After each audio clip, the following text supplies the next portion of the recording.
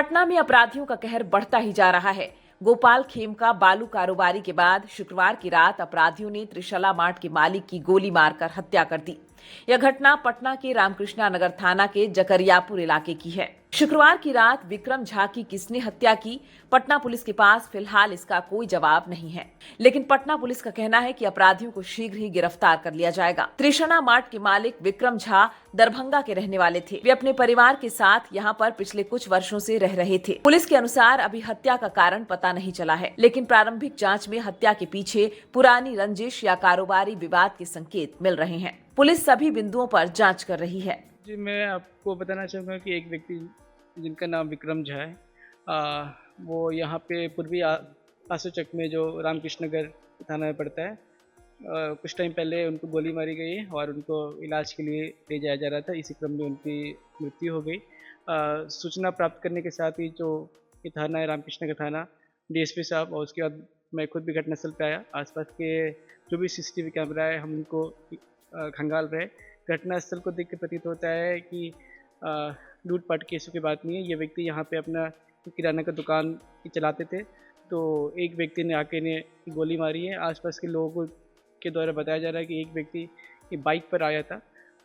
Store को देखने से ऐसा प्रतीत होता है कि उस वहाँ से किसी प्रकार की लूटपाट नहीं हुई है। तो घटना का क्या मकसद है वो हम पता लगाने की कोशिश कर रहे हैं।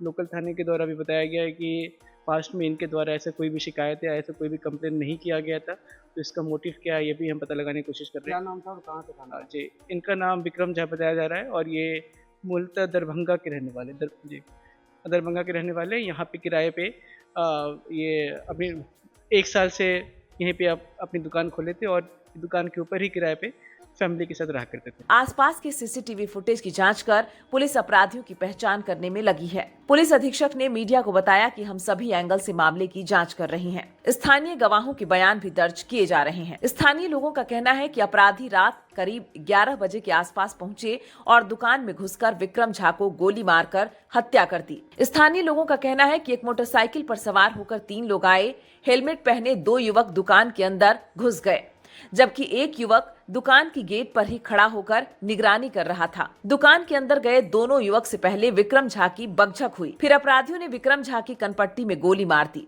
जिससे वे जमीन पर गिर पड़े। घटना को अंजाम देने के बाद तीनों अपराधी न्यू बाईपास की ओर भाग गए। इस घटना के बाद पटना पुलिस की पुलिसिंग पर सवाल खड़े हो गए हैं। पिछले 15 दिनों में 3 व्यवसायी की हत्या ने पुलिस की सुरक्षा व्यवस्था पर सवाल खड़े कर दिए हैं। स्थानीय लोगों के अनुसार हमलावर बाइक पर सवार होकर आए थे और वारदात को अंजाम देकर फरार हो गए। गोपाल खेमका और बालू कारोबारी रमाकांत यादव की हत्या भी बाइक सवार अपराधियों ने की है। विक्रम झा बिहार के दरभंगा जिला के लहरियासराय के रहने वाले थे। पिछले कुछ वर्षों से वे पटना के रामकृष्ण नगर थाना क्षेत्र में रहकर अपनी दुकान चला रहे थे।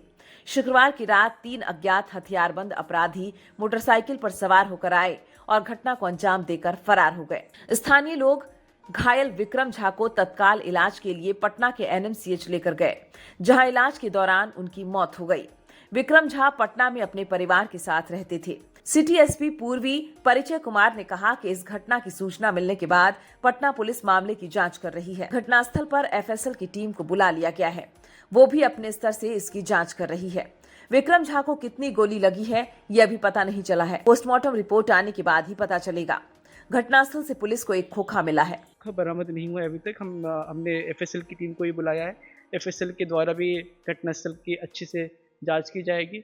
एक पेलेट घटनास्थल से बरामद हुआ है, तो कितनी गोली लगी थी ये पोस्टमार्टम के बाद ही डेफिनेट रूप से आंसर किया जा सके। जैसा कि आसपास के लोगों के द्वारा बताया जा रहा है कि एक व्यक्ति को भागते हुए देखा गया है, बट हो सकता है कोई लाइनर भी हो। इस बात की पुष्टि इन्वेस्टिगेशन के बाद ही की जा सकेगी। कोई लड़ाई जैसा कि मैंने आपको बताया कि लोकल थाने के द्वारा बताया गया है कि इनके द्वारा किसी भी प्रकार का कंप्लेन या शिकायत पूर्व में थाने में दर्ज नहीं की गई थी, तो इसके बारे में इन्वेस्टिगेशन के बाद ही